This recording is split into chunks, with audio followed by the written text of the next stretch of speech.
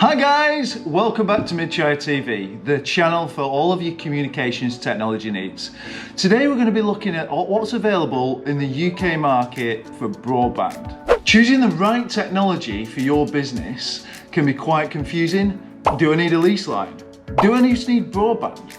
Do I need a backup? What happens if it breaks? People in the telecoms industry are quite over-enthusiastic about acronyms. So if you're confused with the ADSLs to the EOFTTCs, the EFMs, the ISDNs and the ADSLs, I'm here to bust these acronyms and give you simple insight into your broadband choices.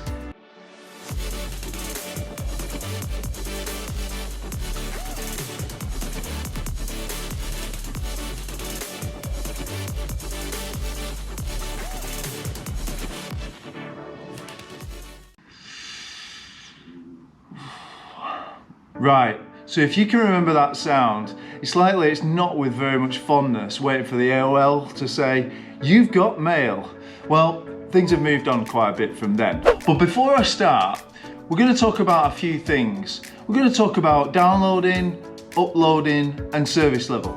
So let me teach you suck eggs. So downloading first, that's pretty easy. That's the maximum speed that you can download something from another place on the internet. So it affects how quickly you can access web pages, for example. If you're streaming Netflix, it affects the quality and streaming capability that you've got, and so on. Upload, that sounds easy too. That's the maximum speed that you can upload something to the internet. That might be sending emails with attachments, or in the business world, if you have remote users connecting to you, that's how quickly they can connect to you guys and then download stuff from you. But the most important one of all, that's service level. So if you've ever seen a telephone exchange, you'd be amazed this stuff actually works. And unfortunately from time to time, faults do occur.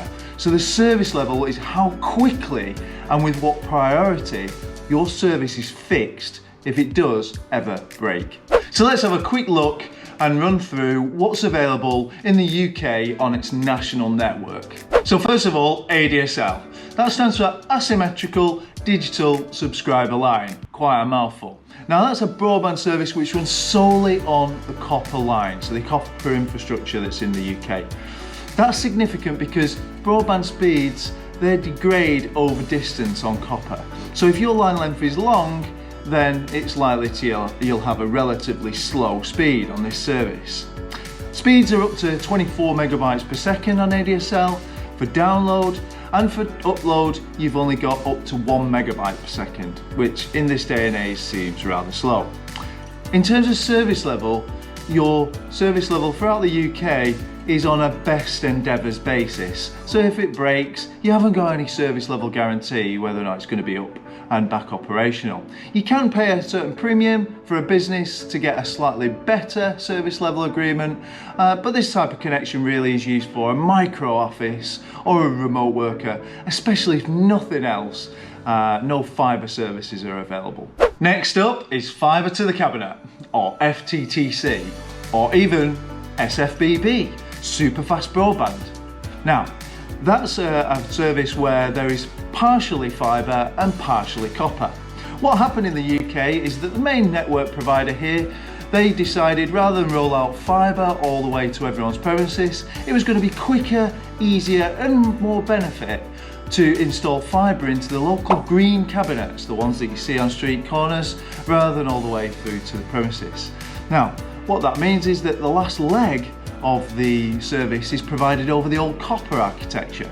So the same principle applies to fibre to the cabinet, in that the last mile, if you've got a long copper cable from your premises to the green cabinet, then your speed will degrade. And so fibre to the cabinet, that's the most commonly used broadband in the UK right now and has been a relative success. It originally provided speeds up to 80 megabytes per second download and up to 20 megabytes per second upload. But there are variants available now for 4 times that speed across some suppliers, but it does greatly depend on the actual service provider and what their product set is.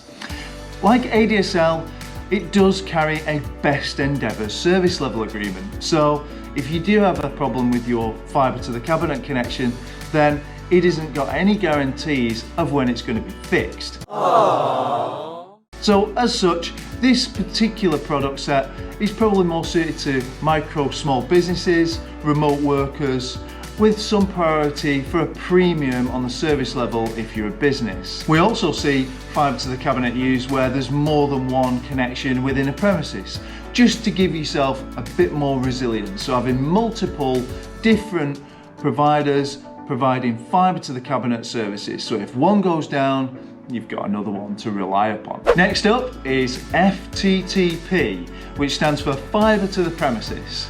Now, as the name suggests, there's no copper involved in this, it's full fibre, so no degradation in speed here.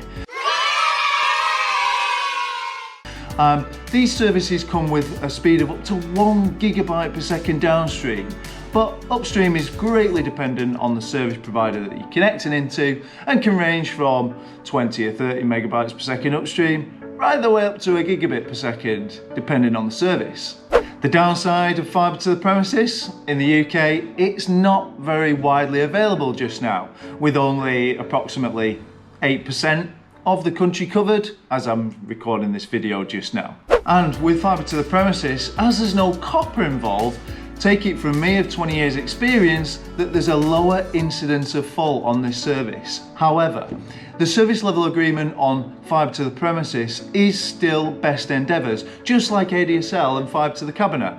So if you're going to opt for this service, which is quite suitable for sort of small and medium-sized enterprises, just make sure that you've got a backup in place just in case the service goes down. So the next service that I'm going to mention is 5G. No, not because it causes coronavirus, looking at all the speculation, but it does have the potential to give you some excellent speeds comparable to fibre to the premises and much more superior than ADSL and fibre to the cabinet.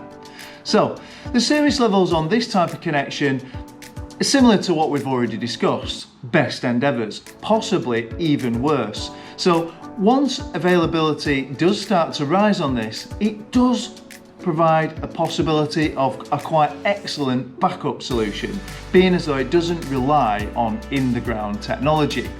We'll be reviewing 5G in a later video. So now on to Ethernet, the creme de la creme of internet connectivity here in the UK. That comes in several different flavours, 3 to be exact. You might have guessed. One is copper infrastructure, so purely using copper from your premises to the local exchange in order to deliver an internet service. The next one is copper and fibre. So very similar to fibre to the cabinet, is that it's copper based for a mile, and then from the cabinet to the local exchange, it's based on fibre connectivity. And then finally, full fibre, all the way from your premises to the local exchange. So let's take one at a time. So EFM first. That is the copper variant of Ethernet. What it basically means is that the service provider uses multiple lines of copper to provide you with a certain speed, and that builds in some resilience. So if you've got 4 lines creating this service for you and one of them goes down, you'll only experience a 25% drop in speed while the service provider is going about fixing it. Speeds on EFM are up to 35 megabytes per second, both down and up, and so there's quite some solid speed to be had with that. So the next one we're going to talk about is Ethernet over fibre to the cabinet. So as the name suggests, the same as we spoke earlier, whereby the service is delivered over copper and then fibre. So it's a little bit of a mix there, but still reliant on the copper infrastructure. Same speeds as the standard fibre to the cabinet. And then finally, a full fibre service, sometimes known as a lease line. What speed you can get on this one is up to 10 gigabytes per second, up and down. This service is being delivered completely using fibre infrastructure in the ground. So you may be wondering, Simon, what is the difference between Ethernet and the other services that we've already talked about? Well, the key difference is that the speed you buy is the speed that you get, guaranteed. So the products we discussed earlier, they actually share infrastructure, so share bandwidth and speed. So when, for example, the schoolies all get home and they switch their Xboxes on, your speed could potentially be degraded by network congestion. That's true on all residential type broadband services, but not the case with Ethernet. You'll pay significantly more, but the speed you get is guaranteed. The other key difference with Ethernet and why it's so important for businesses of a certain size is that Ethernet services come with a service level guarantee. Now the services that we've already discussed, the ADSLs, the fibre to the cabinets, the fibre to the premises, they're delivered on a best endeavour service. So if it breaks, it will be fixed, but we offer no guarantees of when it will be fixed. Whereas Ethernet, if you do have a break, so for EFM, Ethernet over fibre to the cabinet or full fibre, a lease line, if your service becomes faulty, it will be fixed in a matter of hours. That's guaranteed, or you'll likely get some form of compensation from your service provider. So it's putting them under commercial pressure to get your service fixed. So there you have it. There's some insight into the internet services that are available out there. Thank you for watching. And as always guys, if you found this video helpful, please do subscribe by clicking on the icon below and giving this video a like and ding that bell. If you have any questions, please do take a look at our other videos on the channel or give us a call on 08000 322 322. Have a great day, and remember, we are the business communications experts.